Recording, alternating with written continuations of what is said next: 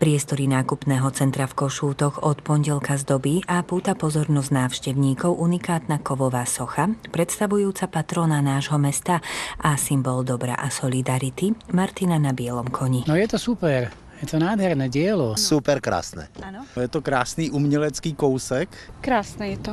Krásne, veľmi sa mi to páči. Že je to pekné, lebo je to predsa len symbol nášho mesta, Martin na bielom koni a ten, kto si s tým dal robotu, tak akože je to vidno, že kládol dôraz aj na nejaké tie detaily, takže veľmi sa mi to páči. Pekné. A vieš, kto to je? Janka Král? Neviem. Martin na bielom koni. A kto to je? Je to erb Martina. Konečne, že aspoň nejaký taký je tu vyrobený. To, co akorát včera videl na internete, tak preto som prišiel sem. Je to nádherný, překvapující, takže jsem si to hned vyfotil, abych to mohl sdílet se svými kamarády. A nie, kto to robil? Túto otázku nám dávali prakticky všetci oslovení ľudia a nám sa podarilo zistiť, že autor tohto unikátneho diela pochádza zo susedných Čiech a ide o mladého výtvarníka s jedinečným pohľadom na svet Jakuba Čavoja, ktorý sochu, mimochodom vážiacu 1400 kg, vyrobil na objednávku obchodného centra. Si objednali vlastně tady tu sochu svatého Martina na koni se žebrákem, který se s ním vlastně dělí o ten plášť. Poslali ilustrativní vlastně návrh, podle kterého já jsem to vyrobil celý. Bola to pre vás výzva?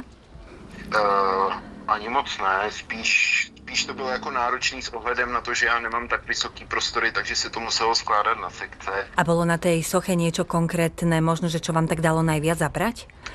Kůní jako takovej. Já jako koně, jako zvířata jsem moc nemusel, neměl jsem k tím nějaký vztah, takže jako a kůň se říká i v rámci jako nějakých těch akademických, že na výrobu je nejtěžší, takže kůň jako takovej víceméně pro mě byla taková nemesis, no. Teraz sa idem opýtať, to je aj akože z nejakého takého materiálu už použitého? Použitý materiál je tam pozinkovaný plechnovej a jinak je to recyklace. Je to recyklace normálně, že jdu na vrakoviště, tam si vyberu díly, které mi do toho koně pasujou a víceméně ty pak musím odmastit, ošetřit a pak je tam můžu teprve přivařit.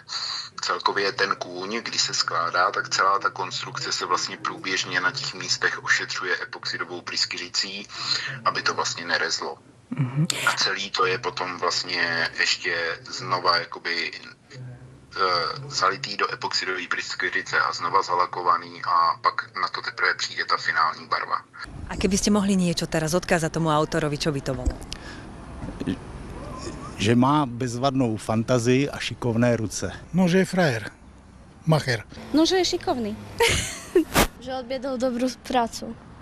Líbí se mi to, já ty sochy dělám hlavně kvůli tomu. Odkázal by som mu veľa šťastia do ďalšej práce, lebo môže byť pyšný na to, čo teraz vlastne robí a nech mu takáto práca ide aj ďalej. Ta zakázka od toho obchodního centra pro mě byla zajímavá, protože za 2 měsíce tam bude ještě jedna socha a pak vlastně v rámci nějakých dalších soch na Slovensku budou další sochy na Slovensku, bude jich mám potvrzených nějakých 5. A môžete aj prezradiť, aká socha teda pribudne ešte ďalšia o tie 2 mesiace? To nemůžu. Tak sa necháme prekvapiť.